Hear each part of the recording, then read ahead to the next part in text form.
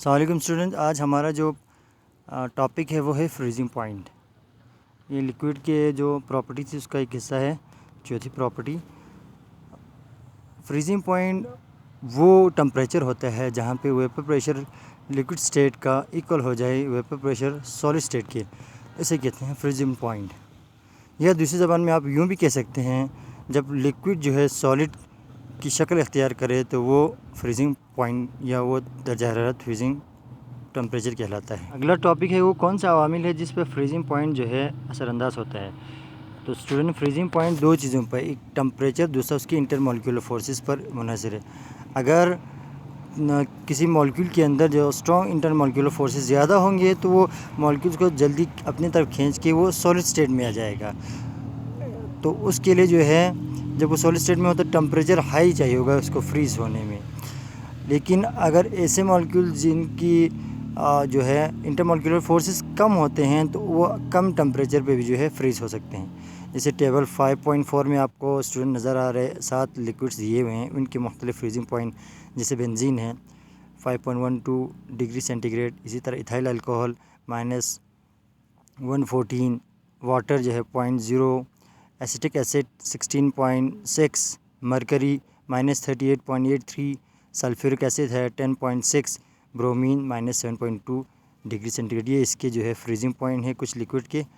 अगला हमारा टॉपिक है डिफ्यूजन। डिफ्यूजन भी लिक्विड की एक प्रॉपर्टी है जिसको हम यूँ डिफ़ाइन कर सकते हैं, मॉलिक्यूल्स ऑफ लिक्विड का फैल जाना किसी भी कंटेनर के अंदर। वो जो है डिफ्यूजन, जब लिक्विड की बात करते हैं तो गैस से कम होता है। इसकी वजह क्या है, इसको ज़रा एक्सप्लेन हम करते हैं स्टूडेंट। क्योंकि मॉलिक्यूल्स के जो लिक्विड के जो मॉलिक्यूल्स है वो एक क्लस्टर गुच्छे की शक्ल में होते हैं। इसकी वजह इंटरमॉलिक्यूलर फोर्सेस बहुत आपस में इन दूसरों को जोड़ के रखते हैं। तो ये मॉलिक्यूल्स पानी के एक दूसरे के ऊपर रोल ओवर होते हैं, जिसकी वजह से जब ये रोल ओवर होते हैं और हरकत में होते हैं तो क्या होते हैं, बड़ी मकदार से कम मकदार की तरफ ये हरकत करते हैं। और जिसमें चीज़ में ये हरकत करते हैं मिक्स हो जाते हैं तो इसका एक होमोजीनियस मिक्सचर बनता है। अब होमोजीनियस मिक्सचर के लिए मैं आपको एक एग्जांपल देता हूँ। जैसे फिगर 5.12 में आपको नज़र आ रहा है कि एक फ्लास्क, 3 फ्लास्क दिए हुए हैं जिसमें इंक की कुछ मकदार आपको डाले तो पहले में हल्का सा लाइट ब्लू है, दूसरे में ब्लू कलर और बढ़ रहा है, तीसरे में आप देखेंगे नीचे जो बॉटम है वो लाइट ब्लू हो रहा है। तो ये असल में इसी डिफ्यूजन का प्रोसेस है जिसकी वजह से ये आपको मिक्सिंग होती हुई नज़र आ रही है होमोजीनियस। और जो जो इसकी कंसंट्रेशन बढ़ती है, एक स्टेज ऐसा आता है कि ये बिल्कुल ही ब्लू कलर का हो जाता है। अगला है फैक्टर्स अफेक्टिंग डिफ्यूजन, यानी वो कौन सा अवामिल है जिस पर जो है डिफ्यूजन असरअंदाज होता है। इनमें 4 फैक्टर्स हैं स्टूडेंट। पहला है इंटरमॉलिक्यूलर फोर्सेस, दूसरा है साइज़ ऑफ मॉलिक्यूल, तीसरा है शेप ऑफ मॉलिक्यूल और चौथा है टेम्परेचर। इंटरमॉलिक्यूलर फोर्सेस पिछले वीडियोस में डिस्कस हुआ कि लिक्विड्स के दरमियान जो उनके मॉलिक्यूल से आपस में एक दूसरे से एक फ़ोर्स होता है वो कोवेलेंट होता है, लेकिन मॉलिक्यूल्स का दूसरे मॉलिक्यूल के दरमियान ये इंटरमॉलिक्यूलर फोर्सेस कहलाते हैं। तो जो इंटरमॉलिक्यूलर फोर्सेस अगर वो कमज़ोर हों, जैसे कि सॉलिड से कम होते हैं लेकिन गैस से ज़्यादा होते हैं, तो सॉलिड से कम होने की वजह से वो जल्दी डिफ्यूज़ हो जाते हैं, लेकिन गैस के हिसाब से डिफ्यूजन इसमें स्लो होती है। दूसरा जो है साइज़ ऑफ मॉलिक्यूल। जैसे एक एग्जांपल से आपको समझाते हैं स्टूडेंट। जैसे मेथनॉल है जिसका केमिकल फार्मूला CH3OH है और इथेनॉल C2H5OH है। तो इसमें चेन की तादाद बढ़ रही है। पहले में कार्बन 1 है और हाइड्रोजन की तादाद 4 है, जबकि दूसरे मॉलिक्यूल जैसे इथेनॉल में है 2 कार्बन 6 हाइड्रोजन है। तो इसके मॉलिक्यूल्स में तादाद बढ़ती है, चेन बड़े हो गए, तो इसको डिफ्यूज़ होने में टाइम ज़्यादा लगेगा इथेनॉल को, जबकि मेथनॉल कम वक़्त में डिफ्यूज़ हो जाएगा। तीसरी जो है शेप ऑफ मॉलिक्यूल पर भी जो है डिफ्यूजन इफेक्ट करता है। शेप ऑफ मॉलिक्यूल से क्या मुराद है, जो मॉलिक्यूल्स इरेगुलर शेप होते हैं, जिनकी कोई ख़ास ज्योमेट्रिकल शक्ल नहीं होती, वो जो है आराम से डिफ्यूजन प्रोसेस होता है लिक्विड के अंदर। जबकि जिनकी ख़ास ज्योमेट्रिकल शेप होती है, सर्कुलर हो, स्फेरिकल हो या ज्योमेट्रिकल ट्रायंगुलर कोई शक्ल हो, वो जल्दी डिफ्यूज़ हो जाती है, क्योंकि ये आराम से जो है स्लिप ओवर होते हैं इनके मॉलिक्यूल्स और जो डिफ्यूजन है वो तेज़ हो जाती है। चौथी है टेम्परेचर पे भी डिपेंड करता है।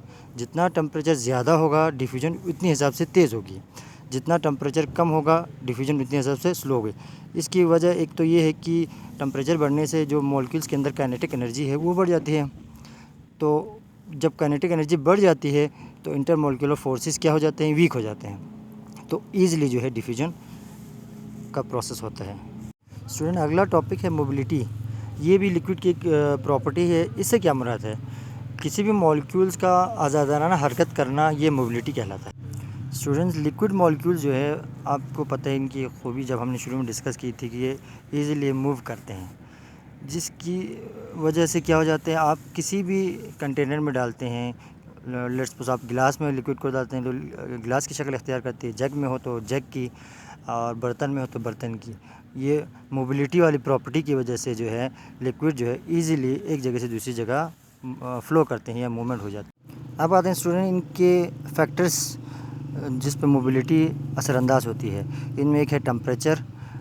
जो टेम्परेचर बढ़ेगा मोबिलिटी इंक्रीज़ हो जाएगी, और जब टेम्परेचर बढ़ता है तो क्या हो जाता है, मूवमेंट लिक्विड की बढ़ जाती है, तो इस वजह से मोबिलिटी बहुत तेज़ हो जाती है। अगला है इंटरमॉलिक्यूलर फोर्सेस पर किस तरह से जो है मोबिलिटी असरअंदाज होता है।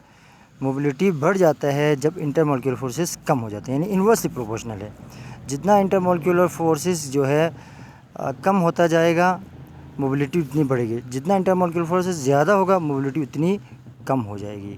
लिक्विड की अगली प्रॉपर्टी और लास्ट आपके कोर्स का है प्रॉपर्टी, वो है डेंसिटी। डेंसिटी से मुराद क्या है स्टूडेंट? किसी भी जब लिक्विड की डेंसिटी की बात करेंगे तो मास पर यूनिट वॉल्यूम। जैसे कि लिक्विड का बारे में आपको पता है कि गैस से डेंसर होते हैं, और क्योंकि उनके मॉलिक्यूल जो है क्लोज़ हो जाते हैं और इंटरमॉलिक्यूलर फोर्सेस इनमें कम होते हैं। तो लिक्विड की जो मॉलिक्यूल्स हैं वो एक दूसरे के करीब होने की वजह से गैस के हिसाब से इंटरमॉलिक्यूलर फोर्स उनमें स्ट्रॉन्ग होती है, तो वो ईज़िली जो है एक्सपेंड फैलते नहीं हैं। इसी वजह से इनके ख़ास वॉल्यूम होती है, और जब ये वॉल्यूम ख़ास होती है तो डेंसिटी जो है गैस से ज़्यादा होगी।